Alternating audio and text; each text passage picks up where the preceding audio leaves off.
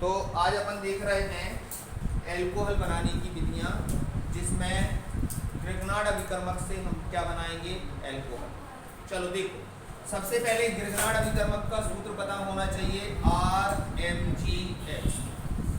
RMgX ध्यान रखना, Grignard अभिकर्मक यहाँ से आपका ब्रेक होगा हमेशा R के बाद से, मतलब यहाँ से टूटेगा और वहीं जाके जुड़ेगा।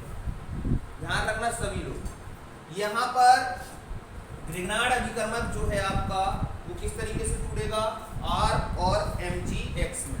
यहाँ कार्बन पर ये L के समूह क्या कहलाता है, कार्बन, इस पर आ जाता है आंशिक ऋणावेश, और ग्रिग्नार्ड अभिकर्मक पर MgX पर यहाँ पर कौन सा आ जाता है, आंशिक धनावेश। ये जब टूटता है,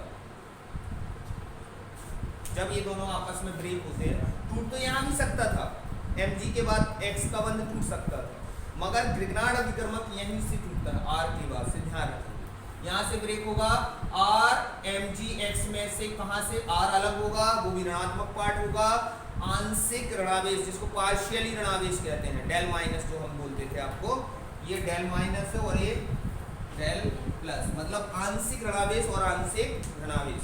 बस इतना याद रखिए कि R की यहाँ से ब्रेक होता है, ठीक है। अब हम शुरू कर रहे हैं। कार्बोनिल यौगिक बता दें पहले कौन कौन से होते हैं। कार्बोनिल यौगिक वे यौगिक हैं जिसमें आपका ये बंध पाया जाएगा, C⋯O। जैसे हम कहें आपसे फॉर्मल्डिहाइड, क्या फॉर्मल्डिहाइड क्या होता है सूत्र, HCHO, क्या HCHO, फॉर्मल्डिहाइड हो गया। अब यहाँ फॉर्मल्डिहाइड के बाद एसिड एल्डिहाइड, क्या एसिड एल्डिहाइड, क्या होता है इसका सूत्र, CH3CHO। एसीटोन, CH3COCH3, यही होता है। ये सभी कार्बोनिल क्लोराइड है, कार्बोनिल समूह है, कार्बोनिल समूह है। और एसिटिल क्लोराइड, कौन सा, एसिटिल क्लोराइड, क्या सूत्र था, एक जगह लिया था हमने, CH3COCl, एसिटिल क्लोराइड। ये सभी कौन से ग्रुप हैं, कार्बोनिल। एस्टर भी होता है, एस्टर, RCOOR, ये भी क्या है, कार्बोनिल समूह के। सर कैसे, चलो हम इनकी संरचनाएं बना रहे हैं सबकी, देखो अच्छे से। फॉर्मल्डिहाइड की संरचना बना रहे हैं, देखना, ये अणु सूत्र है, संरचना बना रहे हैं। कार्बन से जोड़ लो डबल बॉन्ड, देखना ये यहाँ समझ लो भैया, अभी लिख लेना, कार्बन से जोड़ो डबल बॉन्ड। हम फॉर्मल्डिहाइड की संरचना बना रहे हैं, तो कार्बोनिल यौगिक बना लो पहले, फिर इसके 4 बंध पूरा कर दो, तो 4 बंध में एक क्या बचा, H, और एक एक जोड़ लिए, 4 हो गए, 4 बंद हो गए। अब क्या बचा इसमें, देखो ये बन गया फॉर्मल्डिहाइड की संरचना। समझ में आ रही सबको, सबकी बना सकते हो, एसिड एल्डिहाइड की बनाते, देखो एसिड एल्डिहाइड की संरचना, ध्यान से देखना, सूत्र क्या है, CH3CHO बनाते, पहले ही बना लिया करो, C⋯O, ठीक है। कार्बोनिल यौगिक है, तो इससे आप जोड़ो, सूत्र यही है, CH3 जोड़ ले हैं, जोड़ लिया, तो अब क्या बचा इसमें, CH3O हो गया, C हो गया, क्या बचा, H, तो ये बन गया आपका क्या, एसिड एल्डिहाइड। आ रहा, समझ में नहीं आ रहा। अब एसीटोन की संरचना बनाते हैं, देखो एसीटोन, एसीटोन का सूत्र क्या है, CH3COCH3। अब ये कार्बोनिल यौगिक है कि नहीं चेक करते हैं। कार्बन से पहले जोड़ लीजिए डबल बॉन्ड, यहाँ जोड़ दीजिए CH3, यहाँ जोड़ दीजिए CH3, है कार्बोनिल यौगिक, देखो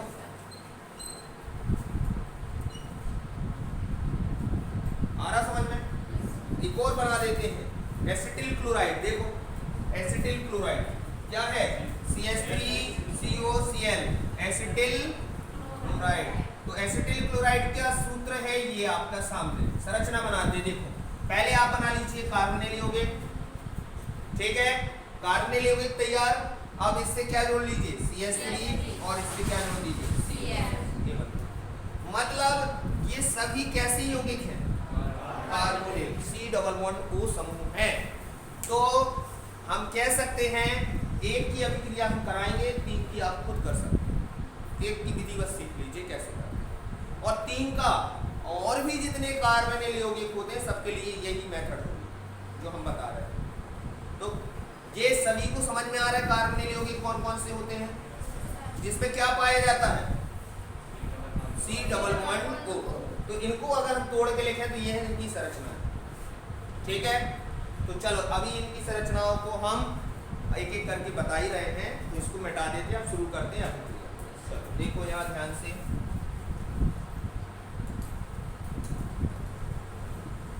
सभी लोग देखेंगे। अब इतनी बात आपको समझ में आने लगी कि कार्बोनिल यौगिक है क्या, सबको आ रहा समझ में कि जिसमें कौन सा समूह पाया जाता है, C डबल बॉन्ड O समूह पाया जाता है, वो कौन सा यौगिक कहलाता है, कार्बोनिल समूह कहलाता है, ठीक है। चलो शुरू करते हैं। ग्रिग्नार्ड अभिकर्मक से हमें क्या बनाना है, एल्कोहल। किसकी अभिक्रिया से, कार्बोनिल यौगिक की। पहला कार्बोनिल यौगिक लेते हैं फॉर्मेल्डिहाइड। संरचना बना रहे हैं उसकी, पहले तो आपको संरचना बनाते समय ऐसा बना लेना सबसे पहले, फिर बाकी की चीजों को संतुलित करना है। देखो क्या है सूत्र, HCHO, तो यहाँ जोड़ दो HCHO,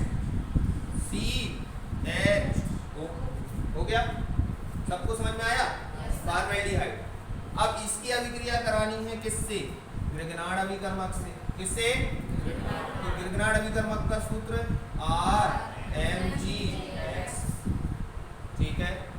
अब हमने बताया ग्रिग्नार्ड अभिकर्मक कैसा होता है, तो यहाँ से ये इस पर क्या जाएगा, आंशिक ऋणावेश, और इस पर क्या जाएगा, आंशिक ऋणावेश। अब यहाँ पर देखें, ये वाला जो बंध है, ये जो डबल बॉन्ड है, ये जो यहाँ से ये डबल बॉन्ड पर इसका आक्रमण होगा, इसका यहाँ से टूटेगा डबल बॉन्ड पर, और माइनस वाला यहाँ कार्बन और ऑक्सीजन के बीच डबल बॉन्ड है, यहाँ का बंध टूटेगा, और जब बंध टूटता है तो उसका स्थान दूसरा लेता है। तो यहाँ से जुड़ने वाला पार्ट कहाँ जुड़ेगा, इन दोनों का R कहाँ जुड़ेगा और MgX कहाँ जुड़ेगा, देखें ध्यान से देखना है। तो ये जब ग्रिग्नार्ड अभिकर्मक से क्रिया करेगा तो यहाँ से ये कैसा हो जाएगा, टूट जाएगा, ठीक है। अब ये यहाँ से कैसे जुड़ेगा, H यहाँ लिख देते हैं, C यहाँ लिख देते हैं, H यहाँ लिख देते हैं, ध्यान से देखो। अब इसका ऋणात्मक पार्ट, सॉरी ये कैसा था, धनात्मक, इसका धनात्मक पार्ट जुड़ेगा ऋणात्मक पार्ट से, और ऋणात्मक पार्ट इसका जुड़ेगा किससे, धनात्मक पार्ट से, क्योंकि ऋण और धन में कौन होता है, आकर्षण। तो यहाँ होता क्या है, इस O से ये डबल बॉन्ड टूटता है सिंगल में, अब इसका एक बंध खाली हो गया, तो इससे ऑक्सीजन तो डबल बॉन्ड से जुड़ती है, तो ऑक्सीजन अभी सिंगल से जुड़ गई, मतलब यहाँ का डबल बॉन्ड टूटा है तो ऑक्सीजन तो डबल बॉन्ड से जुड़ेगी, हो सकता है वो ऐसे ही जुड़ जाए, अब होगा डबल बॉन्ड ऑक्सीजन को, तो यहाँ आके कौन जुड़ेगा, ऑक्सीजन के इस ऋणात्मक पार्ट से धनात्मक पार्ट जुड़ेगा ग्रिग्नार्ड अभिकर्मक का, कौन सा, MgX, कौन सा, MgX, और यहाँ पर